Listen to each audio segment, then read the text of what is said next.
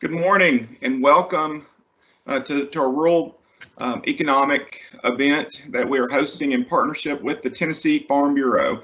My name is Bradley Jackson, President of Tennessee Chamber of Commerce and Industry. First of all, I want to read just a few housekeeping reminders. We are recording this meeting so we can share with those who can't join us. We know it's earlier than most meetings, but this time seemed to work best for most folks. So we do think we have a lot of individuals who will be joining us later viewing the recording. If you have any questions during our time together, please ask those in the area designated to take questions on the screen, and you can direct those toward the host. We appreciate our friends in the media. However, this meeting is not open to the media. If you do have a media question for the Tennessee Chamber or Tennessee Farm Bureau, we ask that you call our numbers directly, which can be found on our website.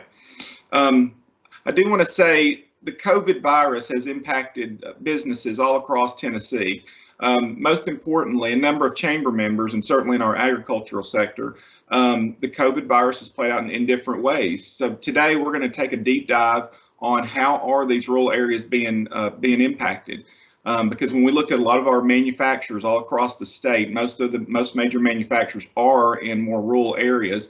Moreover, 80% of kind of small businesses are Chamber of Commerce members in rural areas. So it is very important to understand how we all have been impacted, especially in the rural areas, about this crisis.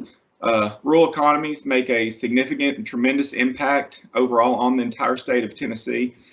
So all of the impacts, they have been significant, and this again is an opportunity for us with our great partnership with the Tennessee Farm Bureau Federation to partner. For many of you all, the Tennessee Chamber and Farm Bureau are very close business association allies.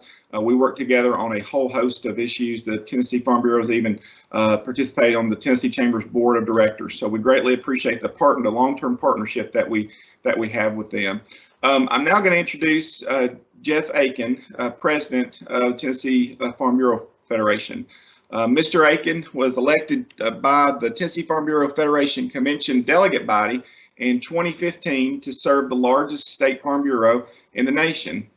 We're proud of Tennessee. He has a long background within Farm Bureau and has served on the Tennessee Farm Bureau Federation board since 1998, was the vice president of the organization from 2012 to 15, has headed up numerous committees at the state level, as well as being his county's president for many years.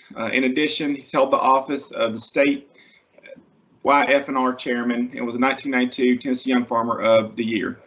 Mr. Aiken, rural roots run deep, and he's a native of Washington County in West Tennessee. I'm just kidding. I know where Washington County is. We're just making sure a few all are awake this morning. He and his wife Carol farm 900 acres near Telford in upper East Tennessee, produces corn, hay, straw, 100 acres of tobacco, and more than 600 head of beef cattle in partnership with his brothers and nephews. Mr. Jeff Aiken, thank you very much for joining us. Thank you, Bradley, and good morning to everyone. It's certainly an honor for the Farm Bureau to partner with the Chamber of Commerce. Bradley, you and your team do an outstanding job, and we're glad to join you this morning in partnership for this meeting, Agriculture and Commerce. Now, many that are joining may recognize the Farm Bureau as an insurance company, and obviously we take great pride in that company, but it was formed out of a goal to meet our first mission, which is to be the voice of agriculture and represent farm and rural people in the state of Tennessee through legislative issues and many other venues. As Bradley said, the Farm Bureau and the Chamber have had a great working relationship, and we work together regularly to develop a strong business environment in the state of Tennessee. Just a little bit about agriculture and the impact on this state. By the way, Bradley, that John Deere tractor sitting behind you looks very good. That's impressive that the Chamber guy has a John Deere tractor. So, but Tennessee agriculture and forestry contribute about $81 billion to the Tennessee economy. This includes the primary industry of growing crops, breeding and feeding of livestock, along with the management of harvesting of trees. But it also includes the secondary industry of input supplies and value-added subsectors such as food and beverage manufacturing, apparel and textiles, and forestry products. We have 92,000 full and part-time farmers in the state on 70,000 farms covering 10.9 million acres of land. That accounts for about 8.3% of the state's economy and generated over $56 billion in output and employed approximately 244,000 Tennesseans. The total agriculture and forestry industry employs an estimated 342,000 people. Even though the food and agriculture sector has been considered essential during COVID-19, almost all agriculture commodity prices have been adversely affected by this pandemic. We hope discussion today will provide more insight into what agriculture and the rural economy is facing coming out of this pandemic. We will also discuss the impact to county and state governments, plus the response by the administration and plans for General Assembly when they return in June. First on our agenda this morning is Dr. Bill Fox with the University of Tennessee. Dr. Fox is highly regarded and decorated as an economist and is world-renowned for his expertise. He currently serves as the Randy and Jenny Boyd Distinguished Professor and the Director of the Boyd Center for Business and Economic Research. With that, Dr. Fox, can you begin sharing your screen so that we can see your presentation? Thank you, sir. And this is Bradley. If I could, let me clarify. We will have press participating on with us on the meeting today, so we welcome that, just so all participants know. Thank you very much. Well, thank you very much. Paul Bailey is now exiting. To be here with you this morning, and thank you for inviting me to speak. I'm sorry we have such a difficult environment in which to talk about the economy. Let me start by saying how thankful I am for the rural and agricultural community and all that you've done to as an essential part of the economy, particularly in this particular environment. And so we are all grateful for what you do for Tennessee and for the country every day. So what I'm going to do is talk a little bit about what's happening generally from an economic perspective, how it's impacted Tennessee, some about how it's impacting rural areas per se, but I'm going to take a bit of a bigger picture here. So the first thing I wanted to be sure to emphasize was that we started this pandemic with a very, very strong economy. As you can see here, the unemployment rates were very low in Tennessee and the U.S. We're seeing just a bit of an upturn in the U.S. data here in March as the pandemic began to hit the country. We didn't pick it up at all really in the Tennessee data in March. And one of the things to keep in mind is most of the data we've seen to date is backward looking. It's still prior to the pandemic, or at least prior to the significant effects. This Friday, we'll get the unemployment rate for the U.S. I'm going to guess it'll be in the 15% range, just extraordinarily high. And that will begin the data that we'll see that signify the economy. I will point out, as we see tax revenue data for Tennessee, which we'll probably see next week, that will still be mostly prior to the pandemic, and so not showing. Unknown participant is now joining. Let me just emphasize what happened here. We started, of course, with COVID-19 shock, the health shock, but then the government shut down a lot of capacity and production in the economy. We get this supply shock. People got nervous. They didn't want to go to movie theaters. Of course, many of them closed down anyway, and concerts. And so we had this demand shock. Business credit was impacted. Unfortunately, the Fed stepped in incredibly aggressively and dealt with that. And then on top of all of that, we had an oil shock. And so all five of these things hitting at one time, leading to unprecedented impacts on the Tennessee and U.S. economy. Just a couple of examples of what's happened. This is the financial markets and what's happened there. You can see this very sharp downward movement of, this is the S&P 500. in March. Actually, we've come about halfway back, and so that's good. And it's still the financial markets remain well below their peaks, and so this reduces people's ability to income now to spend. Excuse me. What's likely true today is that we're still looking at a situation where health concerns are driving consumption, but when we get through some of this health part, we're going to see financial markets and the impact on our balance sheets as consumers and individuals impacted. And then the oil shock, where you may remember a week or two ago when oil prices actually went negative. What's happened here is we started with a significant increase in supply by the Russians and the Saudis. The COVID-19 event happened, reducing demand. All of that pushed down the price. Now, this week, agreement in OPEC to reduce production of oil, still not nearly enough to bring supply and demand into balance. And this threatens the U.S. economy because we are now the world's largest producer of oil. And so while it seems like a good thing, I filled up for gas, maybe it was 2 weeks ago since I don't go anywhere now. It's nice to have that cheap gas, but the ultimate impact on us is our production of oil, and this is particularly true in the middle part of our country. So this economic expansion, which by the way was the longest in the modern history of the U.S., was led by consumers. And then when the pandemic hit, of course, consumers significantly reduced their consumption. The other side of this, the key question is, how will consumers respond? Will they start spending again, or will they be concerned? And we particularly worry about what I'd call socially dense services, things like movie theaters, concerts. I'm looking literally right here to my right is the University of Tennessee football stadium. I'm looking at it and there's not a single person in it.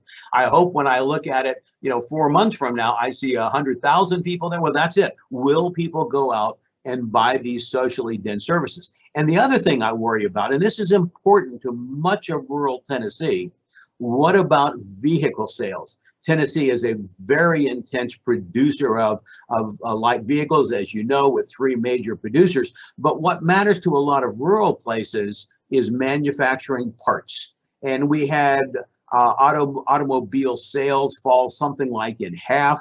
Hopefully they're going to come back some, but we're probably a good while before they get back to normal expansion levels, because when people are nervous, they don't buy big ticket items. So that means houses, vehicles tend to go down a lot. So the key issue, how do consumers respond?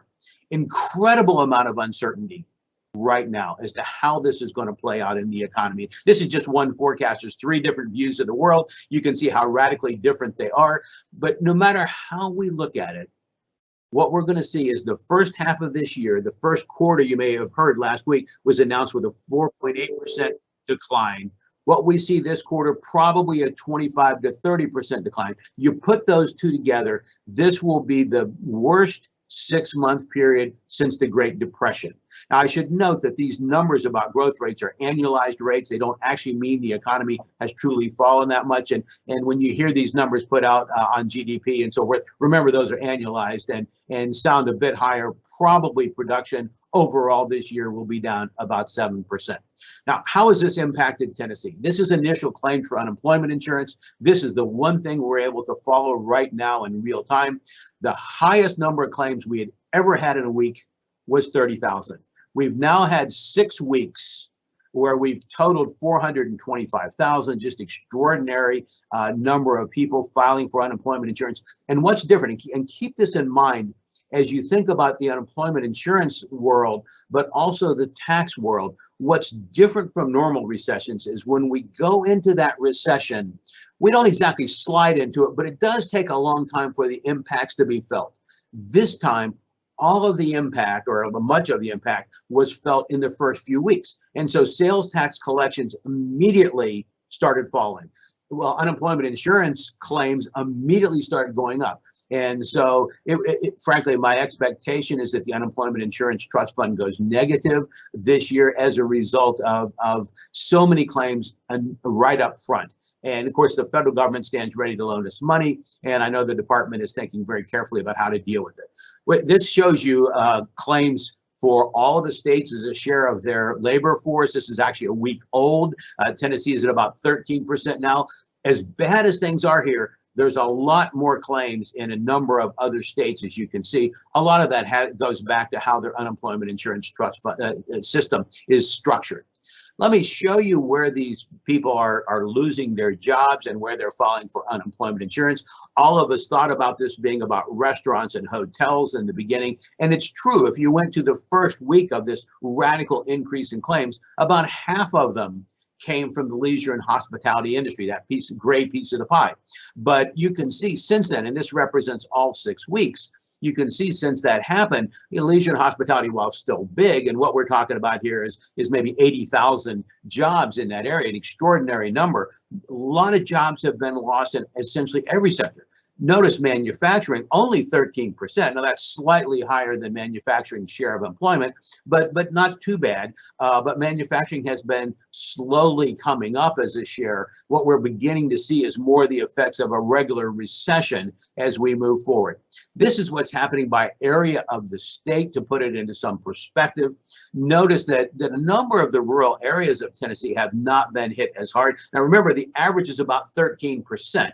And so you can see Northeast Tennessee, Northwest Tennessee, Upper Cumberland, all below that level. Of course, again, many people are working in essential industries, agriculture particularly, and producing things that all of us need every day in our life. And so many of these areas have not been hit as hard. On the other hand, southern Middle Tennessee is the hardest hit region of Tennessee. So a lot of diversity based on the industry structure and how businesses have been impacted.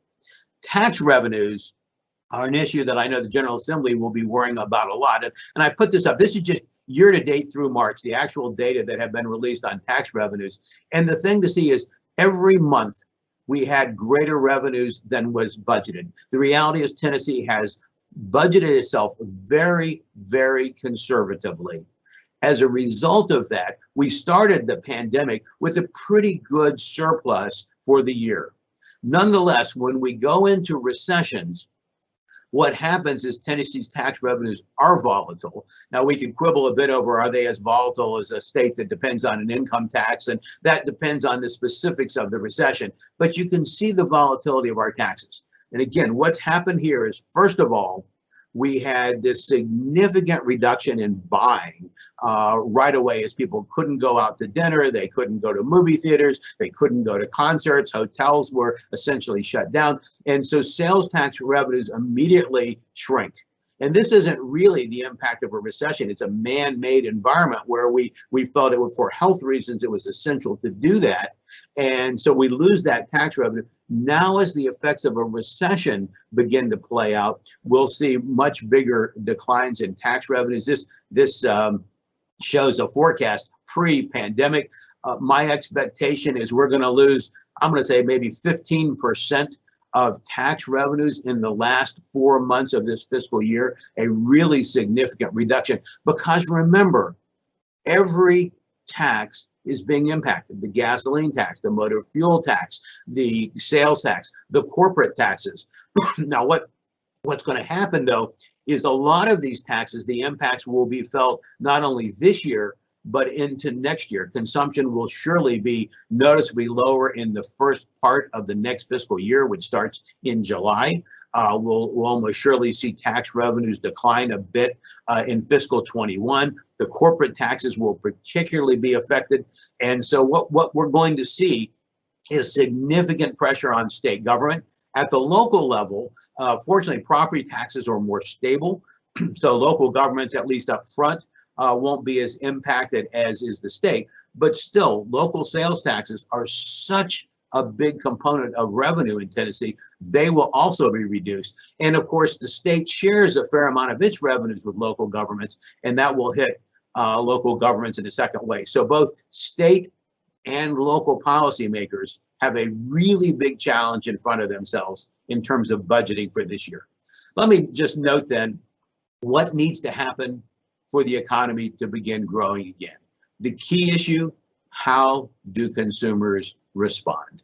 And this is with great uncertainty. None of us have seen an environment like this. Maybe we'll find out that by next week everybody's back eating in restaurants and act like nothing has happened. I don't think that's the likely scenario. My expectation is while we'll slowly move to a better economy, we'll be in recession through much of this year. A second issue is how to get workers back on the job. People are getting 16 weeks of federal unemployment insurance at $600 a week. Gives a lot of people an incentive to not go back to work. And so at least for that 4-month window. And we need workers to be ready to go back as soon as their firm allows it. But of course, they're going to be worried about their health too. And so it's a challenge in many cases getting workers back. And then as the economy comes back, there's going to be all these frictions in the supply chain. Manufacturing is going to start at different paces in time. There will be these frictions that I know worked out in the agriculture sector already. And so we expect this kind of uneven, bumpy return to the economy. And of course, then there is always this potential of resurgence of COVID-19. Should that happen, of course, it becomes a really big challenge. The good news, the federal government has been incredibly aggressive. They have spent similar amounts of money to stimulate the economy as in 08 to 10 in the previous recession, but that time they did it across about a 5-year window. This time, in about 6 months, they will spend that same amount of money. Now, it's not really big relative to the economy, but still a significant stimulus that helps. The good news is we'll get through this. The economy will be strong again as it was 2-3 months ago, and it will be a challenge for us all, but we will go back and look at this as just a bad dream. So there's my thoughts, Bradley and group, and thank you so much for allowing me to talk.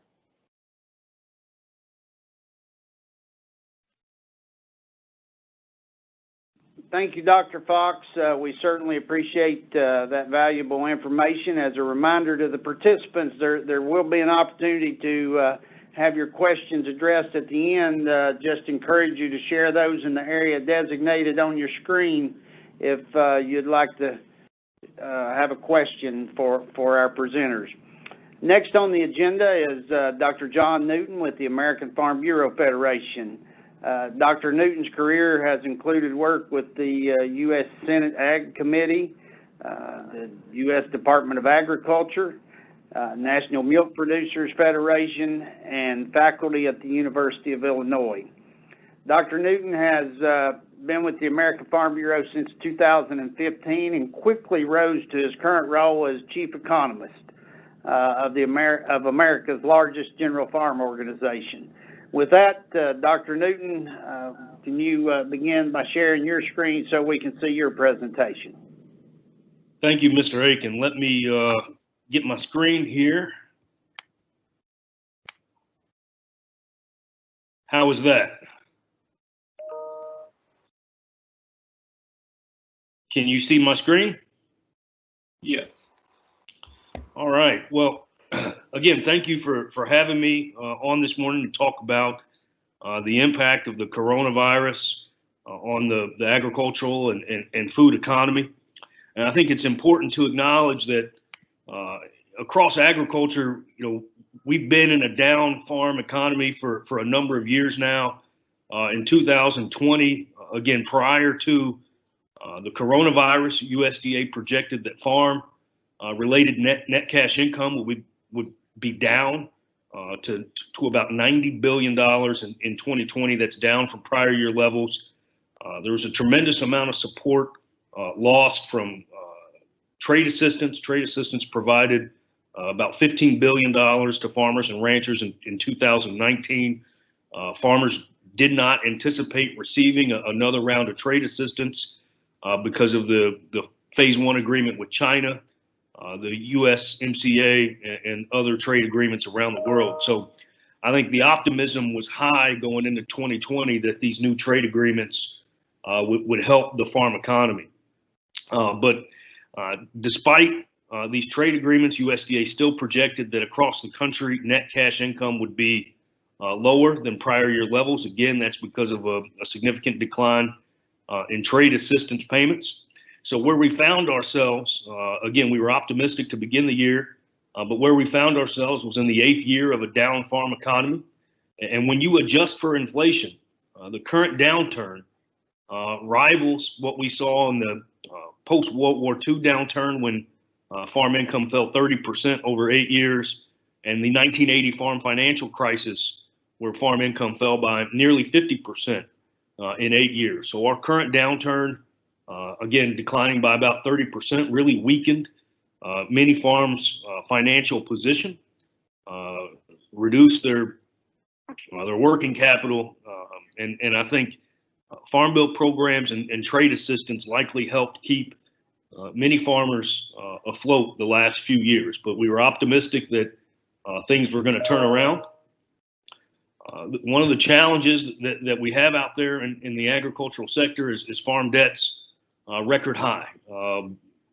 When you adjust for inflation, it's slightly less than what we saw in the 80s, but real estate debt is record high. And so the challenge that we find ourselves in now in a COVID environment is that many agricultural commodity prices have fallen sharply. I'll show a chart of that here in just a moment.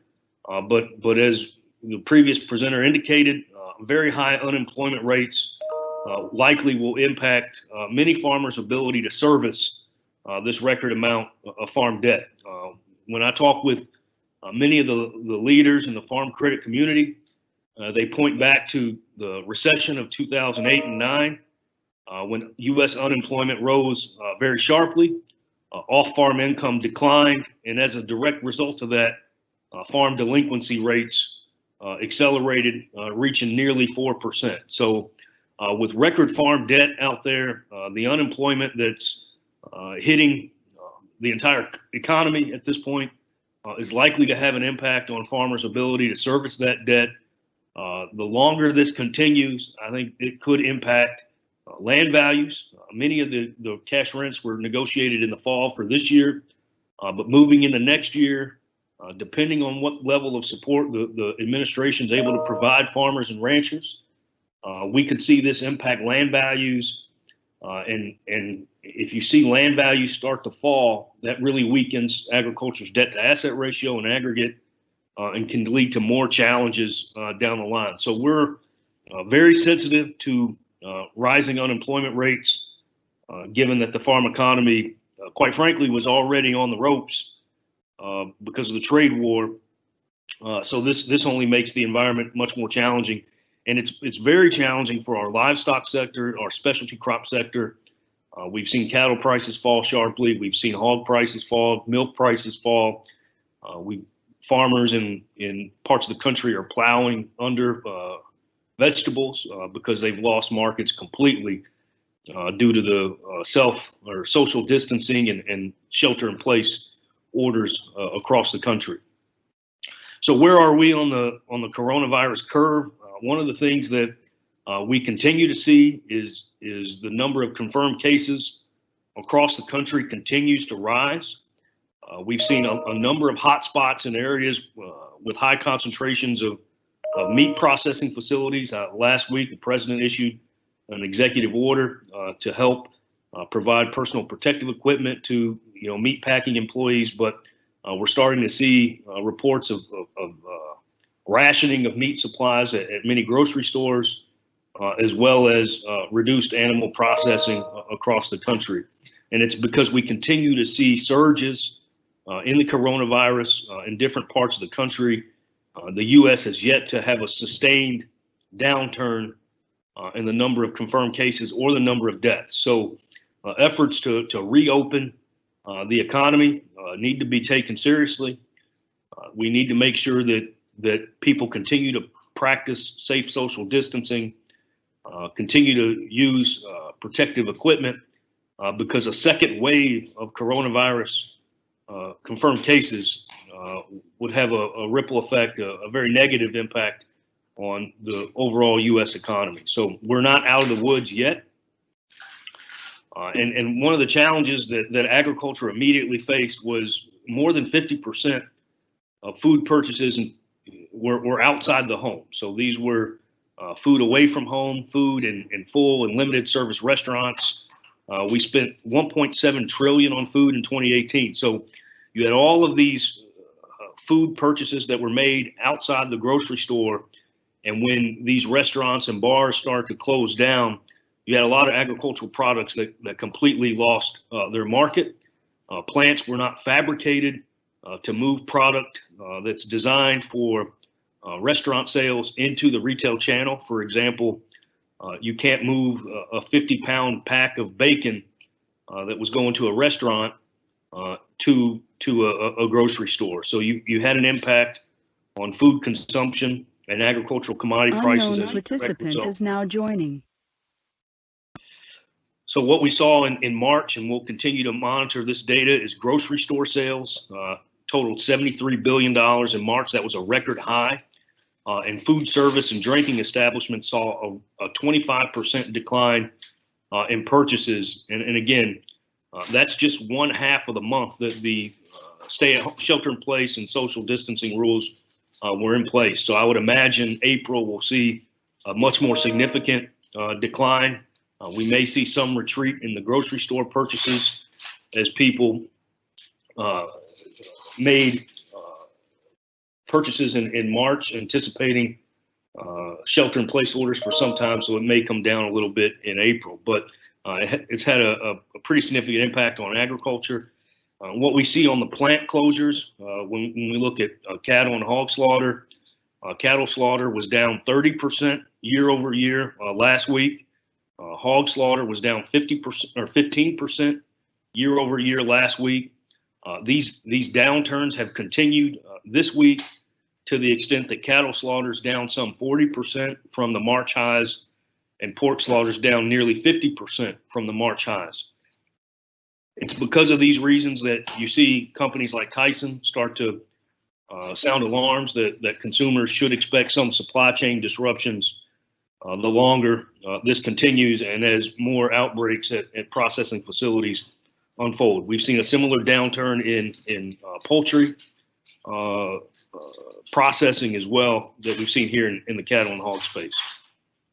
When you look across all of agriculture, we can look at the prices for various commodities, rice prices and wheat prices, things that are used for shelf-stable grocery items have probably been the most stable.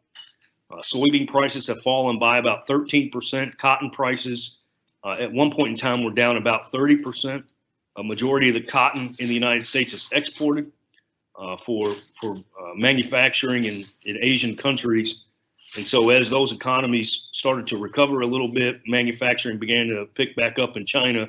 We've seen cotton prices rebound. Corn prices have fallen pretty sharply.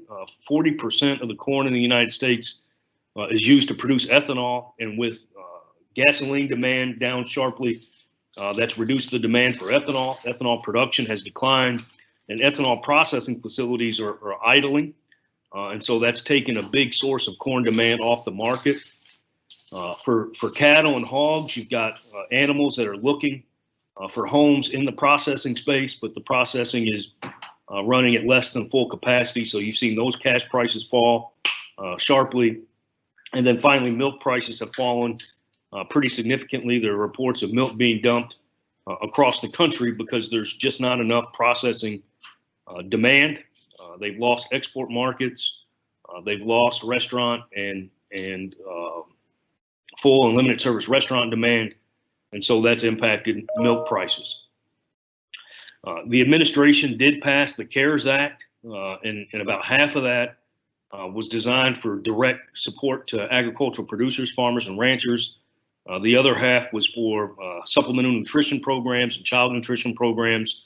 So about $49 billion out of the $2 trillion CARES package was allocated towards food and agriculture. With respect to direct payments to farmers, about $9.5 billion was given to the Office of the Secretary to design direct payment programs now. Another $14 billion will be available to USDA in July to provide assistance to producers that have suffered very, very significant price declines of the products that they produce and sell. The $9.5 billion that the Secretary has is expected to be distributed among cattle producers, row crop producers, especially corn and cotton producers, dairy farmers, specialty crops, so your fruits and vegetables, And then hog producers are also expected to receive close to $2 billion in support from the CARES Act. It's expected that the details of this assistance will be made available in the coming days, and then farmers and ranchers will be able to go into their USDA offices to apply for relief. The Secretary's indicated he expects these monies to be available by the end of May to producers. So many producers have been negatively impacted here, and this will hopefully help bridge the gap until we start to see commodity markets recover, farm prices recover, and some of the COVID-related social distancing and shelter-in-place rules relaxed to some capacity. The other item worth mentioning with respect to the farm economy is just the Phase 1 agreement with China. Agriculture is expected to see some $80 billion in purchases over the next 2 years to China. So not only did we have demand destruction related to the trade war, but coronavirus has hurt farmers. So all eyes are watching the Phase 1 commitment. It's expected to significantly boost U.S. agricultural exports. And so once we get to the other side of coronavirus, this could be Chinese purchases could go a long way to helping the farm economy recover and recover quickly. At this point, China's needs to accelerate their purchases of agricultural commodities. Most likely, they need to accelerate their purchases of manufacturing products, energy products, and other services to meet their total commitment of $200 billion. The president has said this morning that if China lives up to their commitment on the purchases, that there will be no penalties or no tariffs related to their handling of the coronavirus. So agriculture is obviously monitoring this situation very closely because it will have an impact on farm income. So with that, Mr. Aiken, I'll turn it back over to you here, and I appreciate the opportunity to join you all. Thank you very much. Next, we'll move into the next program. Appreciate that perspective and all the insight. Here to introduce David Connor. David is Executive Director of the Tennessee County Services Association. For those of you that have worked with David, he has really a premier knowledge in everything county government related. So there were there's not many of those folks in the state. And David, anytime we ever have a question, we're proud to work with him. Prior to coming to TCSA in January 2014, David served as Executive Director of the Tennessee County Commissioners Association. And before that, he served on the legal staff of the County Technical Assistance Service. He received his bachelor's degree from Rhodes College in Memphis in political science and a law degree from Vanderbilt University. David, thank you very much for joining us today.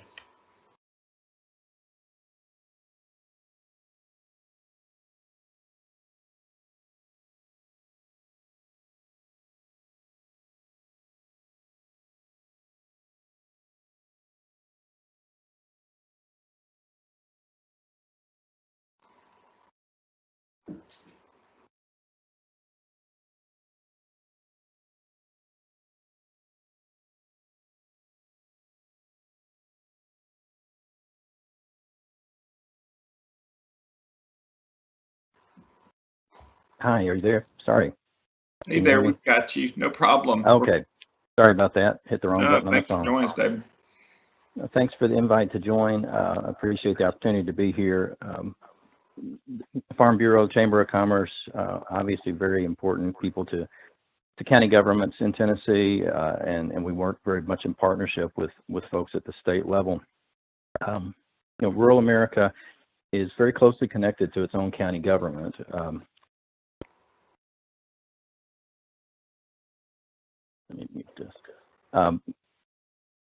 And I know there's obvious interest in how the county government's going to be operating and whether or not it's stable going forward. As Dr. Fox mentioned earlier today, we're budgeting in a time of great uncertainty. The level of revenues that come to county government are slightly different than what you get for the state. Whereas the state is largely dependent upon sales tax, counties for the most part are more dependent upon property tax than sales tax. The A typical county would have a mix of maybe in the neighborhood of 65%, 70% property tax revenues, whereas sales tax would be 30 to 35%. Sevier County is the exception, as we all kind of understand that they're a very different economy there. So the typical county out there right now, most of the property tax has been collected for this current budget year, and counties run on a July 1 to June 30 budget year. So property taxes were going to become delinquent if they weren't paid by March the 1st. So most of the revenue for this year has been received in terms of property tax. And this has actually been a very good year for sales tax for counties for a number of reasons, just the economy that Dr. Fox referenced earlier, and also some changes that took place last fall with regard to internet sales tax, in particular the decision to begin after the Wayfair Supreme Court decision about collection of internet sales tax and the legislature passing legislation last year to enact some changes. Starting October 1, out-of-state vendors were required to report and collect that sales tax into Tennessee. And what was important for counties, they were required to report the destination. It made a huge shift because prior to that, they had the option of choosing a flat average local option rate of 2 1/4 and sending that in, and the state just divvied that up based upon a formula. The formula tended to send that revenue more to the urban areas and not into rural counties because it was based on your percentage of retail sales. So we had a lot of the population that was living in rural Tennessee, rural America, that was making purchases online because they may have had to face a long distance to travel to get to retail centers, and they were ordering and having things delivered at home. But to a large degree, the sales tax from those purchases was going back to the major retail centers. That changed starting in October, and so we've seen for the vast majority of our counties have seen a significant increase in their local option sales tax. The first half of that tax obviously goes to fund K through 12 schools. The second half then is divided between the city or county based upon the location of the store, if it's an in-purchase sale at a bricks and mortar store, or at the person's residence, if now under the new internet sales tax rules. So we are closely watching everything that's going on with the revenues coming to the state. Counties experience a bit of a lag, just the way things are processed through the Department of Revenue. So if you think it through, purchases that are made in a store in the month of March, that vendor reports those sales and remits the sales tax to the State Department of Revenue by April 20th. Then the state processes that funds, works out where it needs to go, how it needs to be distributed, and they send the revenue back out to localities, and they receive it in May. So for economic transactions that happen in March, the county doesn't see the revenues from that until May. So what we're expecting to get this month for sales that happen in March, looks like for typical counties, it's going to be pretty much business as usual. It may not be quite as elevated, particularly not in Davidson and Shelby counties, which had earlier implementations of shelter-at-home programs. But most counties are going to be okay. The difficulty will be what happens with April, obviously, with all the businesses shut down, and counties will not get the distribution of those funds until June. So they're going to be seeing their first view of how this new economy may be affecting their sales tax revenue in June when they're trying to get a budget adopted to start July 1. Counties do have the option for the months of July and August to do a continuation budget, and I have a feeling we're going to see more counties do that this year so they can get a few more months revenue in to determine exactly what's going on. Many counties across the state, the majority of them have maxed out their local option sales tax at the 2 3/4% total. So they can't go there. They're going to be forced to look at property tax revenues if they do have to make changes. As Dr. Fox mentioned, property tax tends to be much more stable. We are not anticipating, as we had in the last recession, since that was based more on some housing issues and the mortgage crisis, we don't anticipate the same effect on particularly residential property values as we saw in the last recession. But there is a potential hit to the property tax base if you see loss of businesses and industries, if you see retail stores closing, because obviously vacant, empty buildings are not going to be assessed at the same value as they would be if they're going operations, and particularly with industrial facilities. If they don't have the equipment, they don't have all the business personal property there, they will not have the same value as they typically would have as a going concern. So while we think property tax is going to be relatively stable, that will eventually get impacted as the overall economy gets dragged down some. There's a couple of other things that help protect counties a bit with sales tax. One of those relates to what's known as the single article cap, which you may or may not be familiar with. Local option sales tax only applies to the first $1,600 of purchase. So if you go and buy a car that's $1,600, you pay the state sales tax at 7%, and then you pay a maximum of 2 3/4 local sales tax, which would get you $44 of local sales tax on a $1,600 car. If it's a $16,000 car, you pay the state 7% sales tax on the full amount, but you do not pay any more local option sales tax beyond the first $1,600 in value. So it's still just a $44 local option sales tax receipt. So to that extent, when the economy is hit, as Dr. Fox mentioned, with auto sales, other large big ticket items dropping precipitously, that doesn't affect the local governments the same way it does the state. Because of that main issue. They weren't getting the extra amount of taxes on those large big ticket purchases. So if people move from buying large items like cars and expensive furniture or jewelry and things like that, and they're spending it more on necessities at home and smaller purchases, they're still getting their full amount on those small purchases. The other distinction in sales tax that assists local governments is the fact that the local rate on groceries and food sales remains at the same level of 2.75. So the fact that people are buying less in restaurants and more in grocery stores, if they're spending the same amount from local option sales tax, you don't see a difference in perspective. The state obviously is going to experience that differently because grocery sales are taxed at a lower rate. So the state receives lower sales tax revenue from a purchase in a grocery store than they do in a restaurant. Particularly for very rural counties, if you think about the economies that you're living in and working in, a lot of rural counties, what shopping they have is probably the line of a dollar store, maybe a Walmart, maybe some grocery stores that are in the unincorporated area. Those are the places where everybody is still very actively shopping right now and getting their basic home essentials. We also probably are seeing some trends as far as rural counties where consumers used to drive into major commercial areas in order to be able to shop. They have tended more likely to stay home and shop at the local stores as much as possible or order online. So we are watching closely over the next few months to see how things are going to be affected as far as the sales tax base overall. But counties are going to have to deal with that. Something that Tennesseans may experience this next year is a change along the way on the county budgets.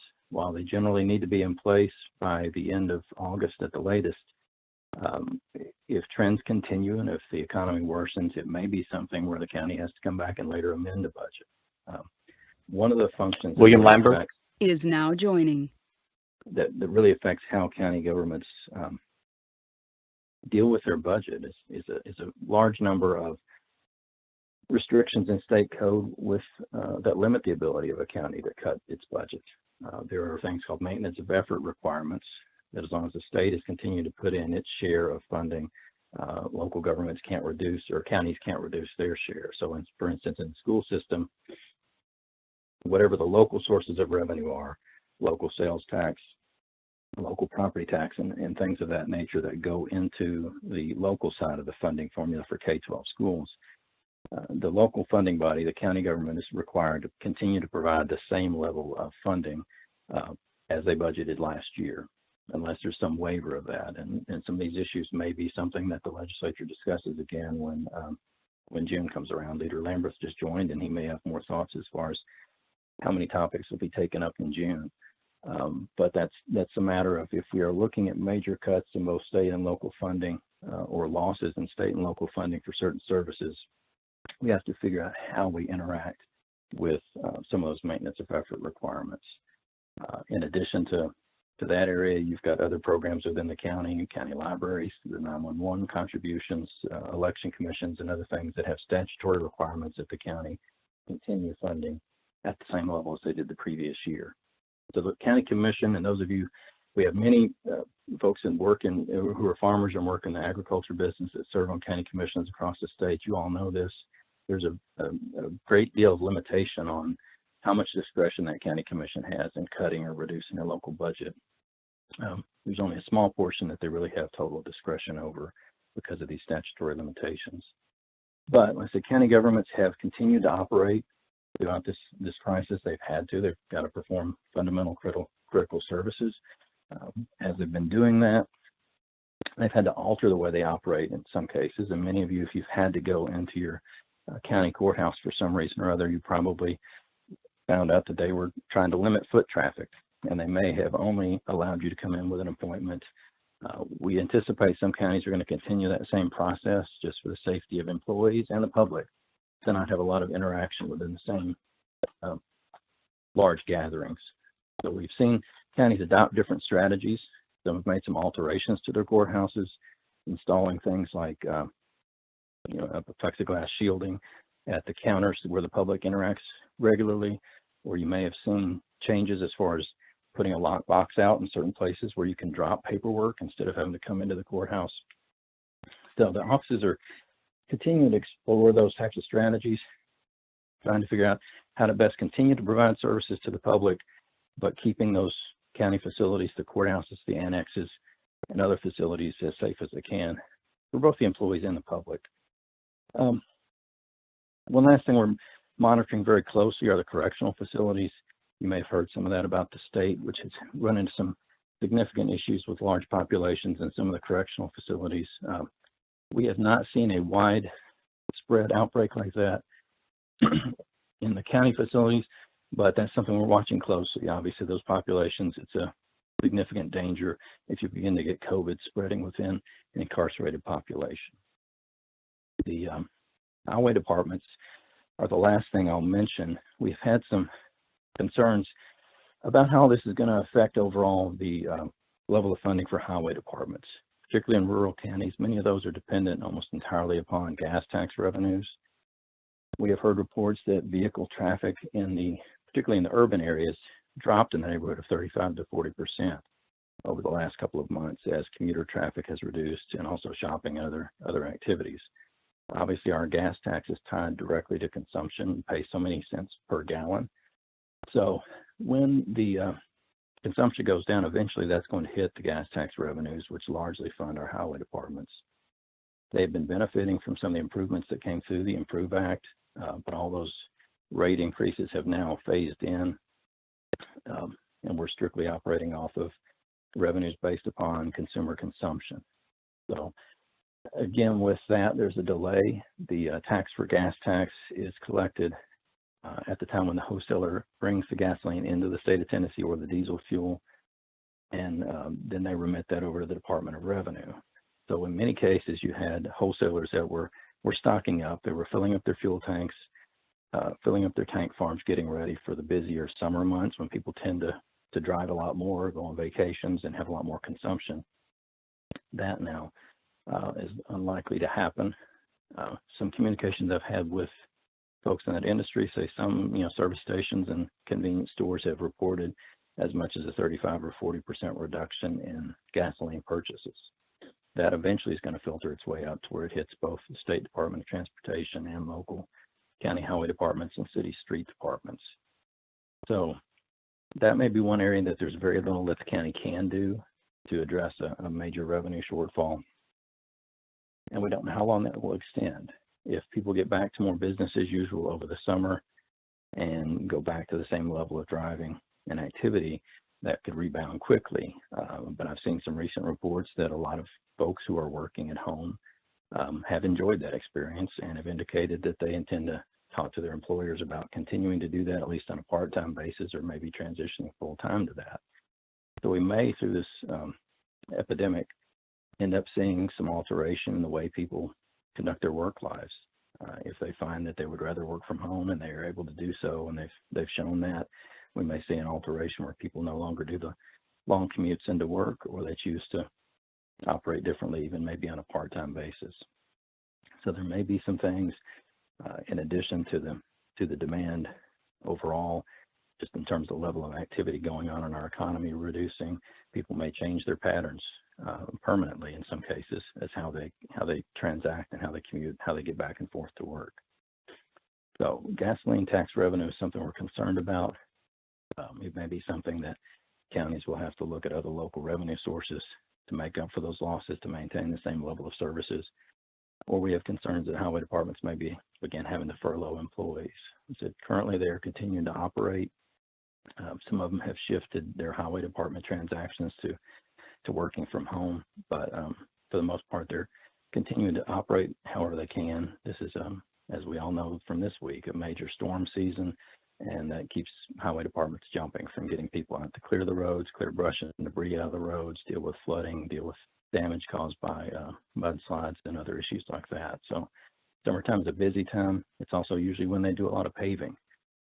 And I think we're going to see some highway departments, just out of being conservative, hold back a little bit and maybe scale back those plans they had on how much they would be able to do additional improvements or resurfacing projects, and go back more to a maintenance type of mode, just in order to protect the revenues and to see where they come out. So a lot that we will be watching closely over the next few months, just to kind of see exactly how far we see a dip in the economy in these various sectors and how long it lasts.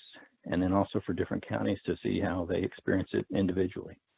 Because a small rural county that's primarily based its retail sales around groceries and home necessities may see very little change at all.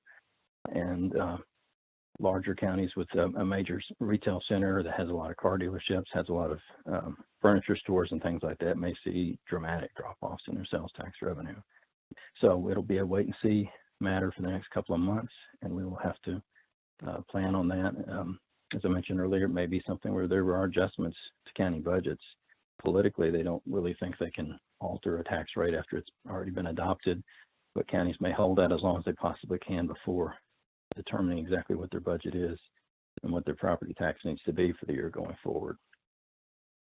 All right, so other than that, that's about all the comments I have, and I'll be happy to take some questions at the end. Thanks, Bradley.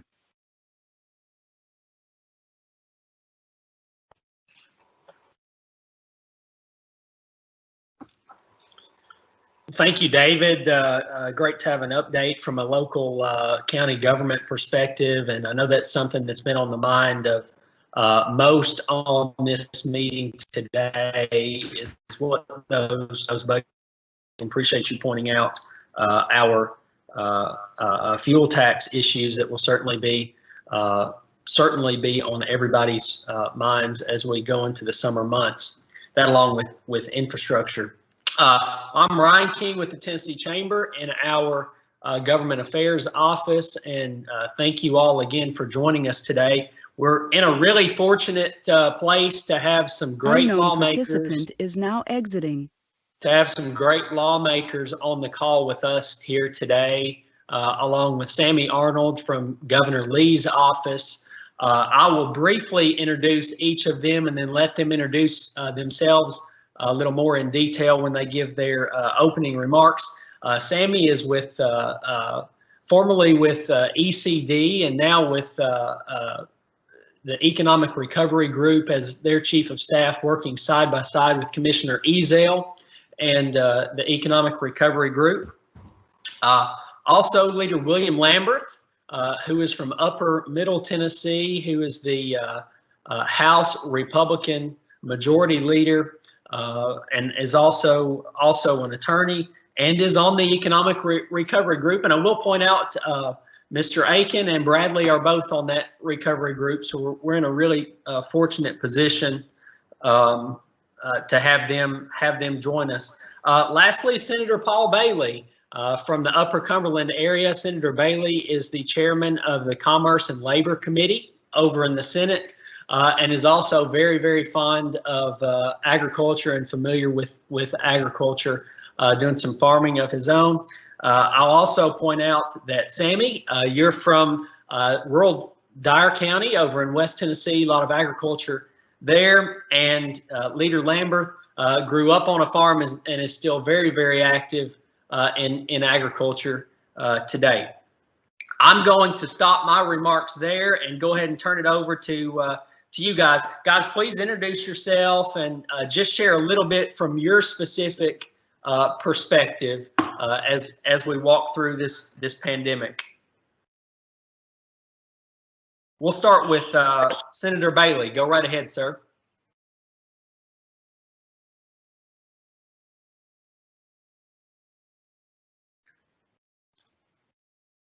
What about Leader Lambert? Can you hear us okay, Leader Lambert?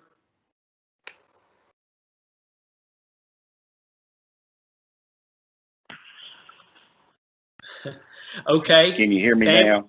Yes, sir. Can you? Yes, sir, Senator Bailey. Go right ahead. I'm sorry, I forgot I had to hit *6 to be able to enter into the call. So good morning, everyone. It's certainly a pleasure to be on this conference call and to hear from our commerce as well as agriculture all across the state of Tennessee. I live in White County, outside of the little city of Sparta, Tennessee. I represent 6 rural counties here in Middle Tennessee, and I'm also in the trucking business, and I've been in the trucking business for the past 34 years. So my perspective this morning is going to come more from being in the transportation trucking industry more so than a legislator, simply because I usually consider the trucking industry to be an economic indicator. We usually see when the economy picks up first, and we also see when the economy starts going down into a recession. Although this pandemic has certainly been different than past recessionary cycles that we've seen, it's certainly still an economic indicator. So if you will, let's back up about 4 weeks for our company in particular. And we employ over 100 people, but for our company in particular, we've seen a 20% reduction in the total number of miles that our fleet runs in a particular week since the end of March. So basically each week we saw a decline in the number of miles that our fleet was running. Now, we have tried to diversify over the many years of being in business simply because I never wanted to be real heavy into the automotive industry as well as into the building or construction sector. So we always tried to filter in food grade products, medical supply companies, just so that we would be able to weather any kind of recession that would come along, or in this case, a pandemic.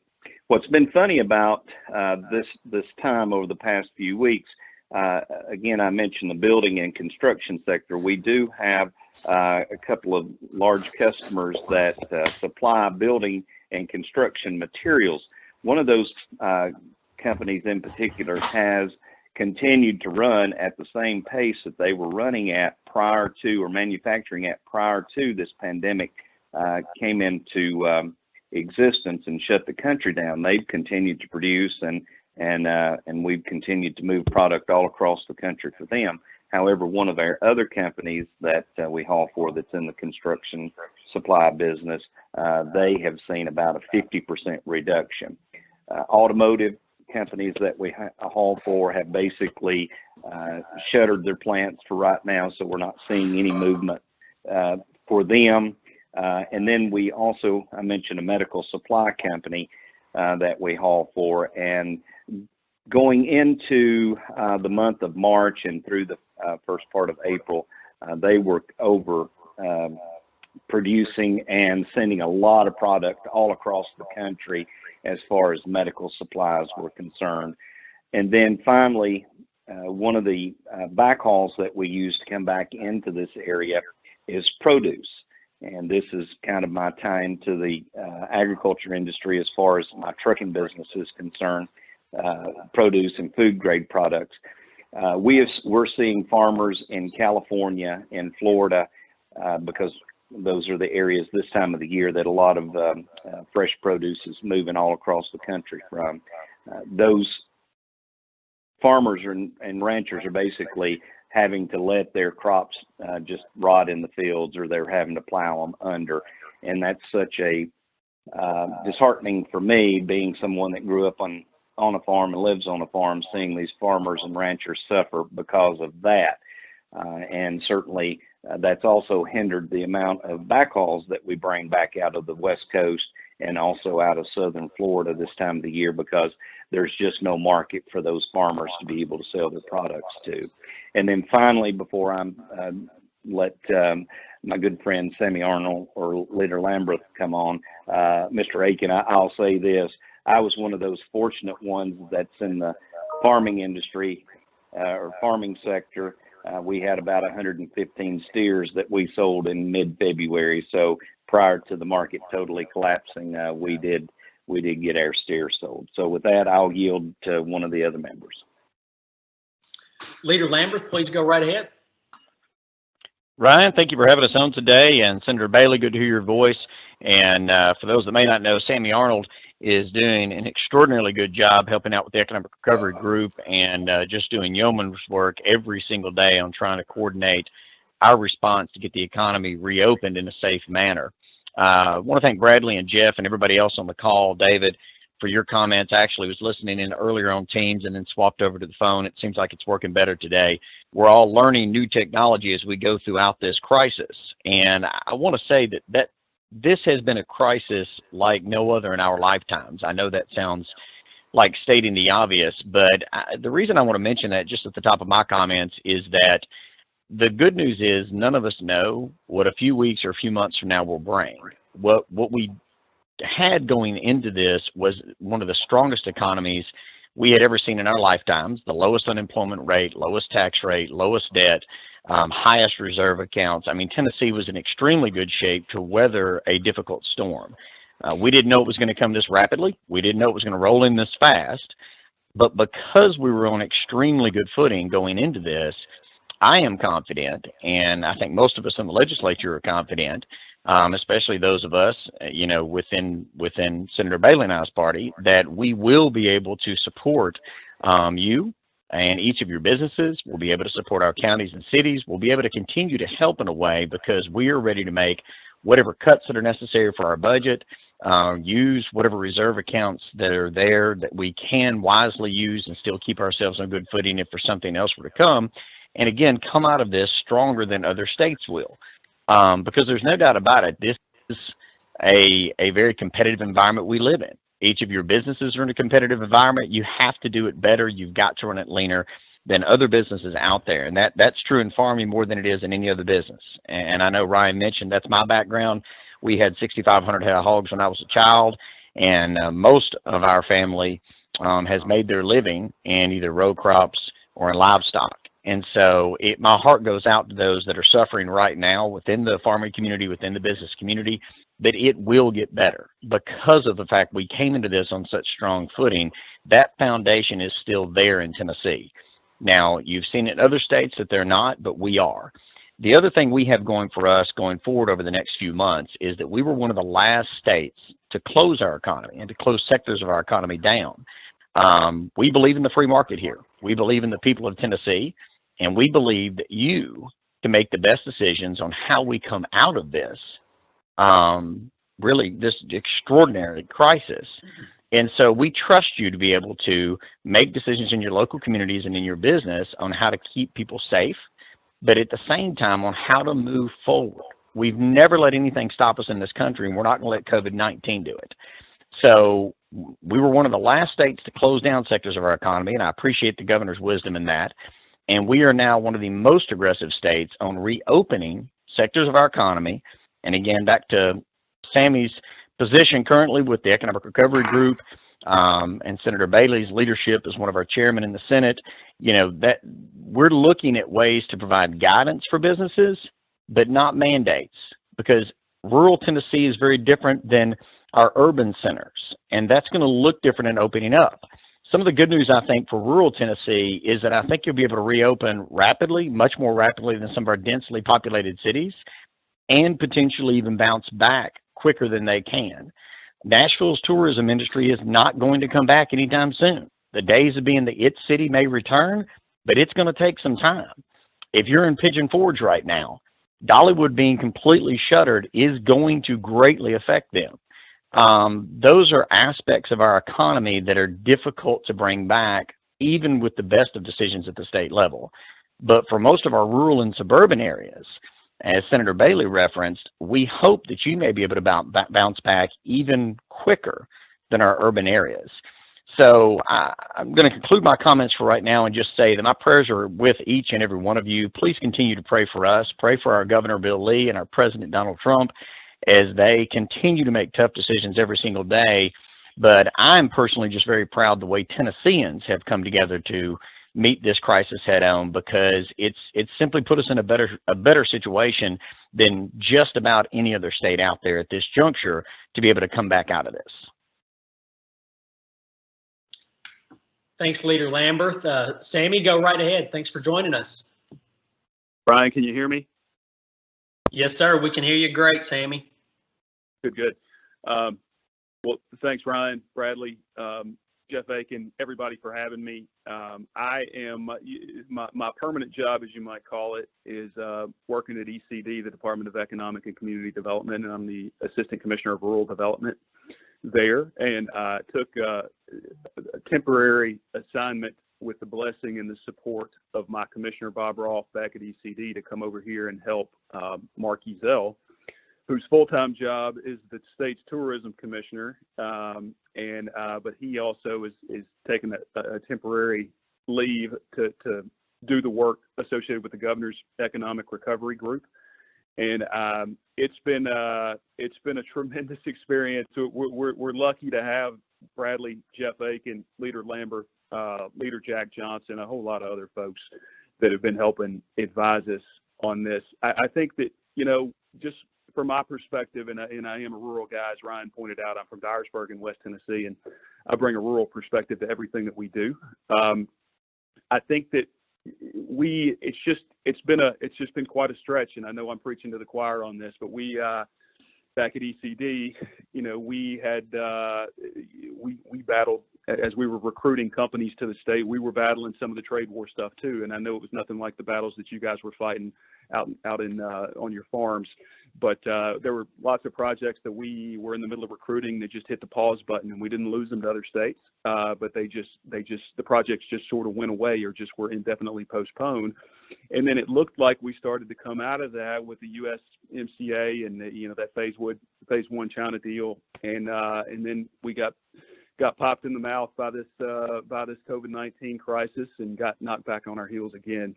In spite of that, we have been making some pretty tremendous progress that I do want to highlight. We back at you guys here, I know Governor Lee talk about distressed counties. It's a passion of his. If you're a distressed county, you're one of the bottom 10% of counties in the entire country. And in Tennessee, we have 15 of them, and that's far too many. But back in 2013, we had 26. So in a few short years, we've gone from 26 distressed counties to 15 distressed counties, and I know as of July 1st, we're gonna come down a few more, and that's the good news. The bad news is, as Dr. Fox and others have pointed out to me before, states that are more reliant on the automotive sector, and Tennessee is pretty reliant on the automotive sector, tend to be a little bit more vulnerable during economic downturns than states that are less reliant on the automotive industry. And so that gives us all the more reason to be just laser focused on making sure that we do our job now correctly. And that job now is March 4th, I think, was the first COVID case that was reported in Tennessee. And since that time, in the 2 months since then, Governor Lee has implemented one of the most robust testing strategies in the entire country. And I think that's going to extend, as you probably read in the news, just total universal testing in senior centers, in the prison population, and that we're just going to keep moving ahead from there, and have done a tremendous job improving our critical healthcare capacity to a point where our health professionals in the state felt comfortable that we were at a place where we could begin deliberately and methodically reopening business in this state. And you guys have probably seen hopefully the Tennessee Pledge document that has come out. And the idea behind the Tennessee Pledge is that we all need to step up our game and buy in. And those of us who have been socially distancing and washing our hands need to continue to do so. And businesses that have been open, like manufacturers and construction companies and agricultural businesses, offices that have been, that have been open this entire time need to step up too and adopt additional safeguarding procedures so that our restaurants and our gyms and our small retail shops can open back up and people can get back to work. In the past 2 months, we've had 400,000 plus Tennesseans file for unemployment. By far the worst situation since the Great Depression. And so that's the work that we are doing here. We are working in close concert with health professionals, and we have also been advised. We've had about probably 15, 16 working groups composed of industry leaders and business owners, and Bradley and Ryan and their team, and I think Jeff Ake and Radonna chaired one of the committees, and we chose to go about this process in close collaboration and concert with actual business leaders and people that are in the industry that we were talking about. We as government know that we don't know everything. There's a lot we don't know. And that was the path that we chose to go about this. And so the recommendations that you are seeing, the guidance that is in the Tennessee Pledge, all of that came about. The basis of all those recommendations were recommendations that we got from the specific industry that it touches. So with that, I will. I hope that's decent enough intro, and I'll yield back to Ryan for the next question. No, thank you very much, Sammy. There are lots of steps, and I know we're asking you to look into a crystal ball here, but the legislature is coming back in June. What are some things you believe the state can do to help mitigate some of the negative financial, health, and maybe other implications that are going to face rural communities? And Leader Lambert, let's start off with you. Sure. Thank you for that question, Ryan. One of the things I will tell you that, Senator Bailey and myself and all the rest of you are elected representatives, both in the House and Senate, will do is that, we recessed to June 1st because we knew that this was going to be a difficult time for rural Tennessee and urban alike, but especially for rural Tennesseans. And so we went into recess. There were some states out there that chose to close down the legislature, that chose not to come back. And I think some of them are now rethinking that decision, even and trying to come back as we are. So one of the things that we are absolutely doing is that, like many of you, we're going to get back to work. I mean, we're going to get back into the legislature. We're going to do it safely. We're going to get back into our committees, and we're going to address the different issues that you need us to be discussing. And much of that will involve the budget. There will be lots of other bills that we will discuss as well. And like you, we're not going to let this dictate everything on what we'll discuss. So you'll see us discussing a wide variety of issues, but regardless of what you may see in the news over the next few weeks and months, I can guarantee you that our first focus is going to be on helping you get through this. A lot of that's going to involve the literally billions of dollars that have come in federal funding that is assistance. We want to make sure that that doesn't get absorbed entirely by the urban areas. We want to make sure that that is out there to the absolute backbone of our state, and that's rural Tennessee. We want to make sure that not only the large businesses, but our small businesses get the assistance that you need right now. And we want to make sure that your employees are able and are confident in safely coming back to work. We want to make sure that that supply chain that Senator Bailey and his company do such a good job of keeping up, we want to make sure that supply chain has a destination. Because if we can't get our restaurants and we can't get our retail and we can't get everything else up and running in a way that Tennesseans feel safe, and quite frankly, even folks from other states feel safe going back to, then you simply don't have a demand there for that supply. So that's a lot of what we're going to focus on. I mean, we're going to take a deep dive into the budget, make whatever difficult cuts are needed to be made, so that we can continue to keep your tax rate very low. That's what some states and even some of our cities are going to have to do right now. Is it looks like, based on their financial situation going into this, you're going to have a lot of states out there that are going to have to raise taxes significantly on their businesses and on their citizens. In Tennessee, we're going to avoid that at all cost. We're going to make whatever cuts necessary so that we keep your tax rate low. Your money needs to stay in your pocket right now, period. And so that, you need it to be able to build up. So that's just kind of some of the broad things. I do want to mention something that David mentioned earlier about the prison numbers. You may have seen in the news a few days ago that we tested all of every single prisoner in one prison. And the headlines on that showed the number of individuals that had COVID-19 within that prison. Somewhere buried down in the story was really the headline, in my humble opinion, on that issue, and that's that 98% of those prisoners, and I'm pretty close on that number, it may have changed a bit in the last few days, but easily 95% plus were non-symptomatic. Now, we're going to test all the rest of our prison inmates, and that is a microcosm of society. They're inmates from very young to very old with all type of different health maladies and with no health issues. If that is reflective of society as a whole, then we are hopeful that this virus may run its course quicker than some of the projections showed.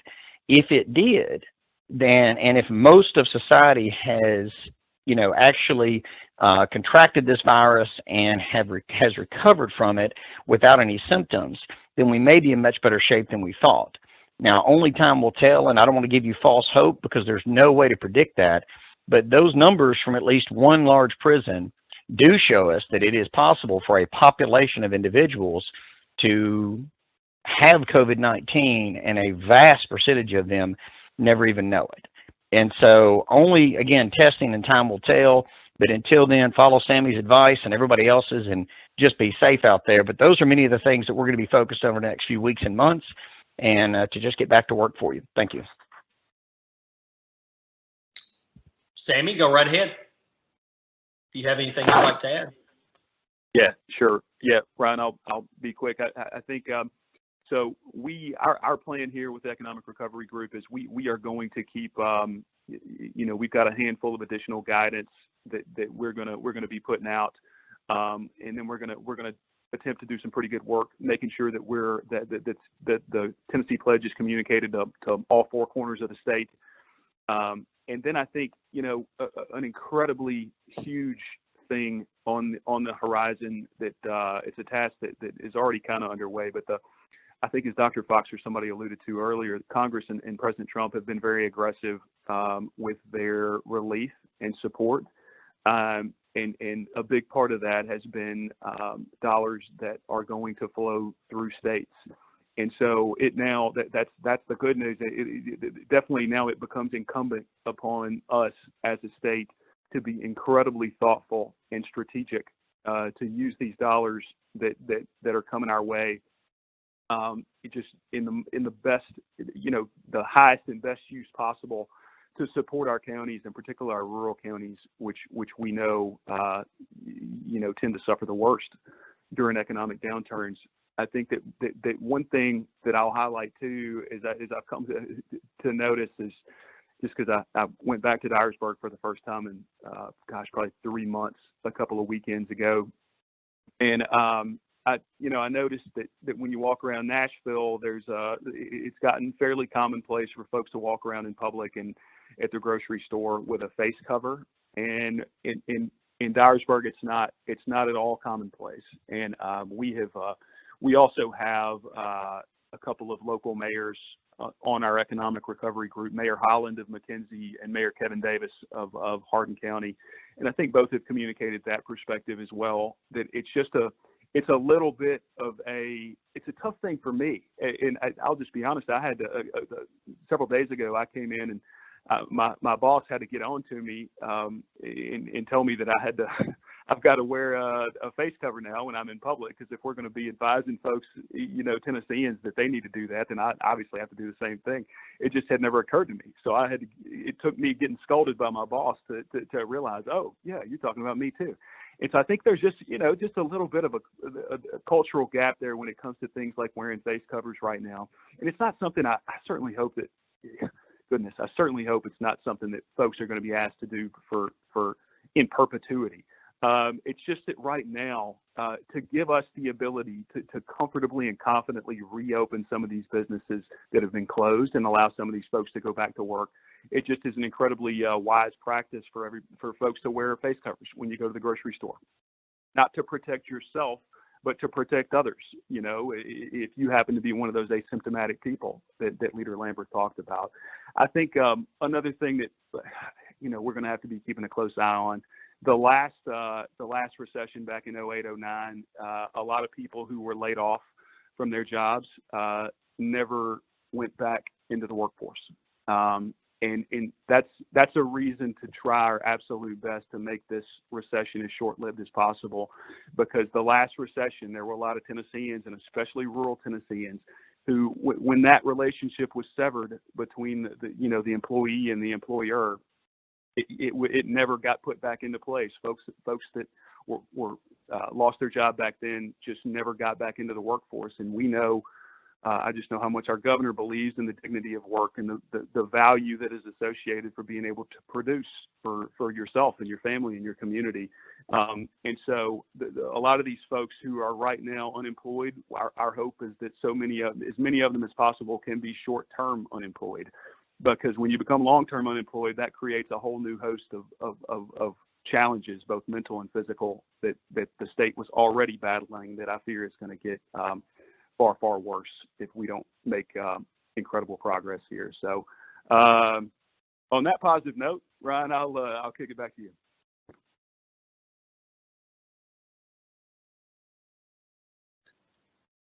Thanks, Sammy. Chairman Bailey, go right ahead. Thank you. First and foremost, we want to reopen Tennessee, but we're doing so in a safe and responsible manner.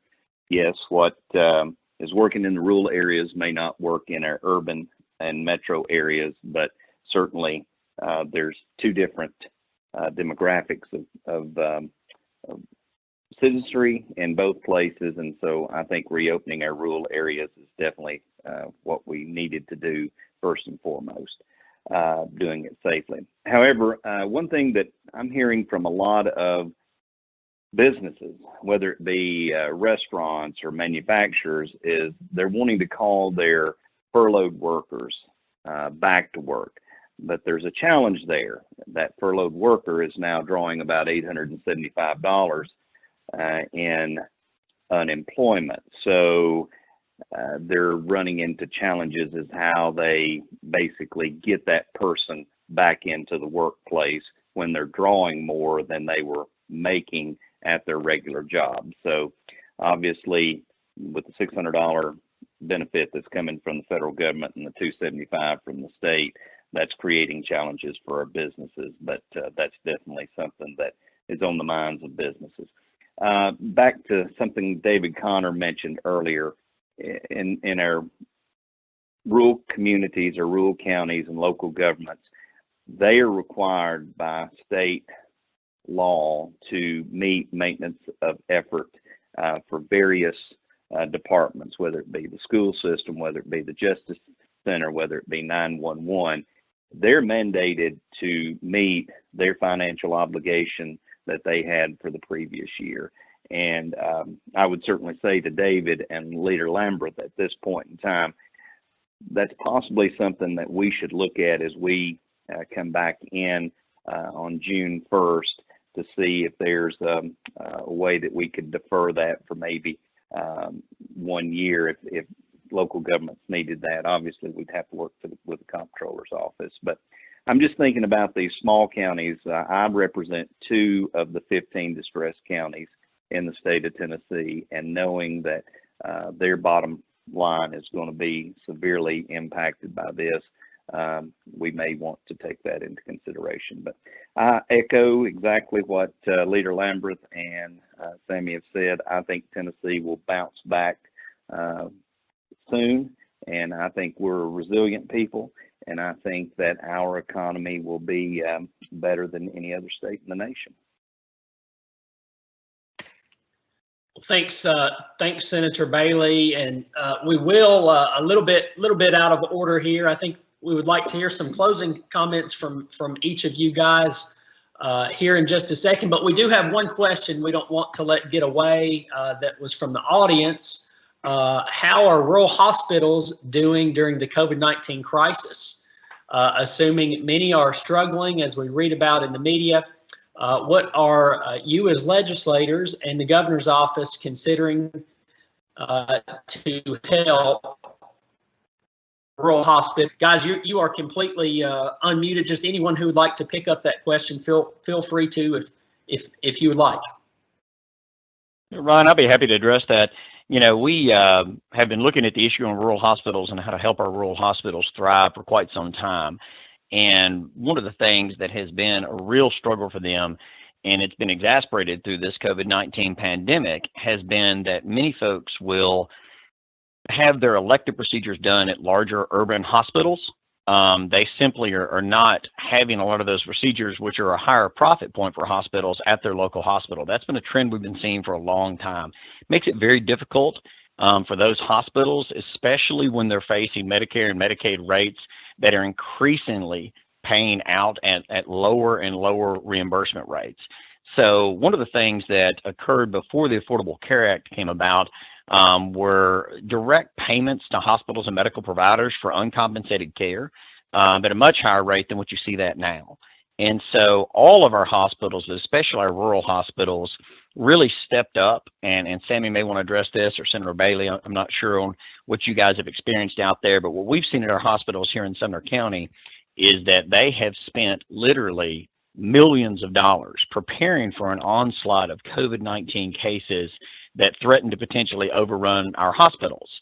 Now, thankfully, those cases have not shown up at this juncture. They've had very low numbers of cases, even though we have had an outbreak in Sumner County, including a nursing home that did almost fill up one of our hospital capacity. But we had another hospital that was willing to step up, and we had hospitals in Nashville that were willing to step up and take patients if needed.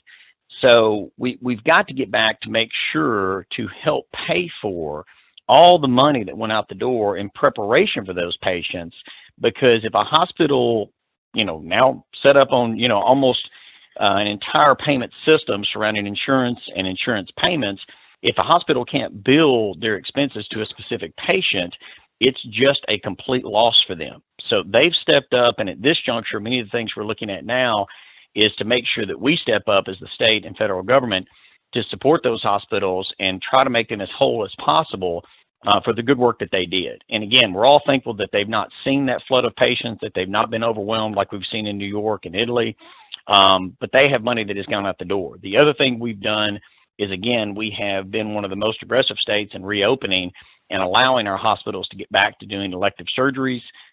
Those are a much higher profitability point for them.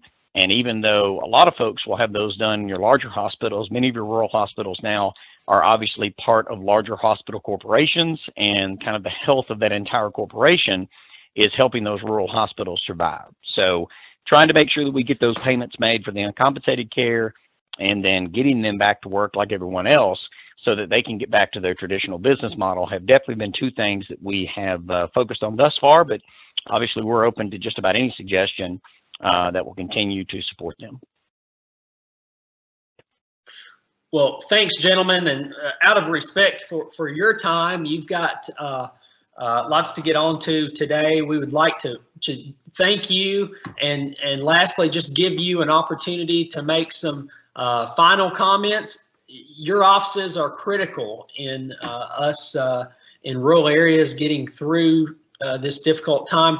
Quickly, how do we get in touch with your office, and what's the best way to do that, and the best way to reach out to you for help at this time? Sure, this Senator is Senator Bailey, and yes, this is Senator Bailey. So anyone is welcome to call my office, no matter if you're from Mountain City or Bluffs of Mississippi. My office number is 615-741-3978. 615-741-3978.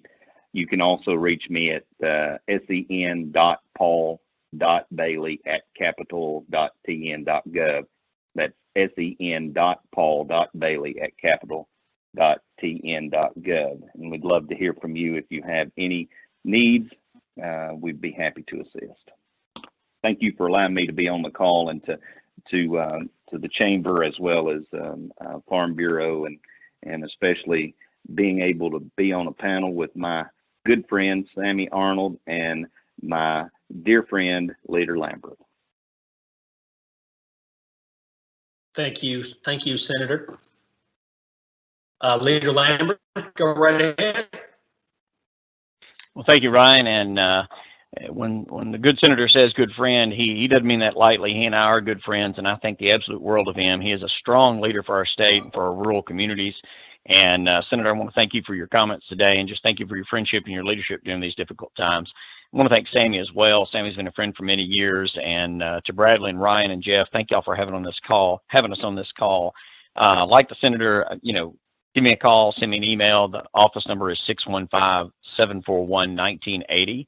The email is ridiculously long, so I apologize. You may even just want to look it up online, but it's rep.william.lambert@capital.tn.gov.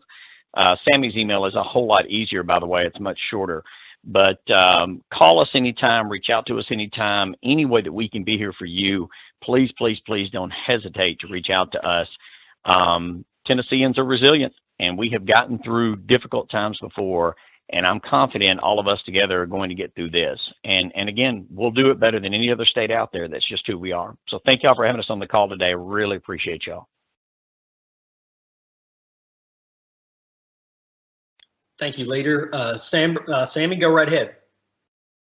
Thanks, Ryan. This was awesome, and I appreciated being able to be a part of it. Appreciated being able to hear from Dr. Fox and David Connor. Learned a great deal, and extremely happy and excited to have taken part alongside our very, very respected Senate Commerce Chair and House Majority Leader. You guys, anybody that needs to get a hold of me, it's really easy. So, and I'm gonna bait you into checking out our website. It's tnpledge.com or tennesseepledge.com. We locked up both domain names there. And if you scroll about halfway down that homepage, and you'll see my picture, and you can just click on my picture, and it's got my email address and my cell number right there. And I'm appreciative to all the work of our agriculture community. And as bad and as hectic and as chaotic as this was, I can't imagine how terrible it would have been if there would have been any sort of uncertainty about our food supply during all this. It would have just been a million times worse. So thank you guys for the work that you do. And just please don't hesitate to reach out. I guarantee you, if you want to flip me an email, it may be midnight tonight when I get back to you, but I guarantee you I will. So that's it for me, Ryan. I appreciate it. Well, thanks to our legislative panel, we do have a couple of questions that we can actually combine into one question. And Dr. Fox, I believe this question is for you, and I believe you are still on with us. I'll go ahead and ask that question. It's about interest and inflation.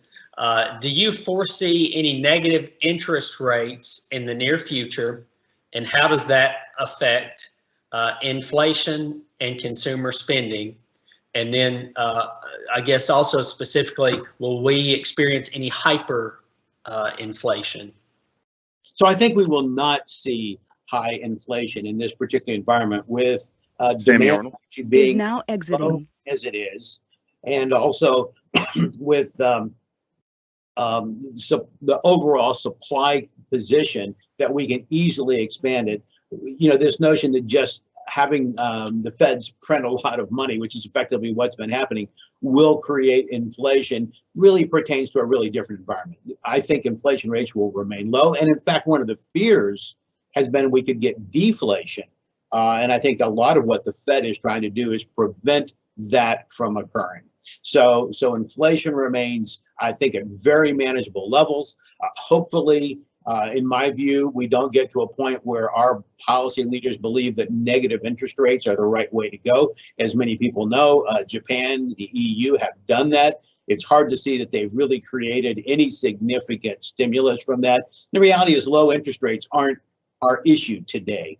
And so, they're plenty low enough. So what I expect is modest inflation, 1 to 2%, and interest rates staying very low. As you know, the Fed funds rate is around 0, even long rates like 10-year rates down at 64 basis points or something.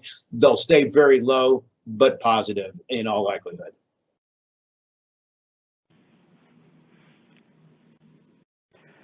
So as we come to the close of our meeting, I'd like to take just a couple of minutes here and thank all of our presenters.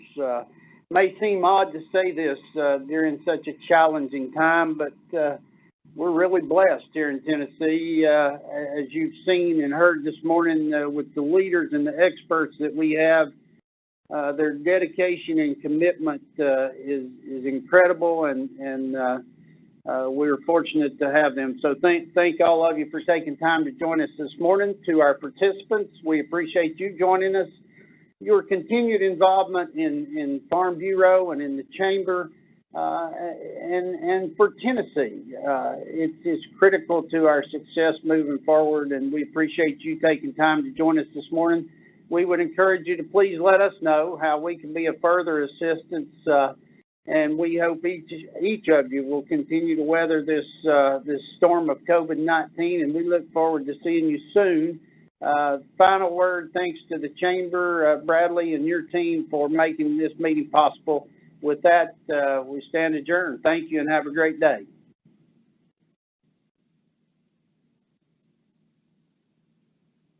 Multiple people are now exiting.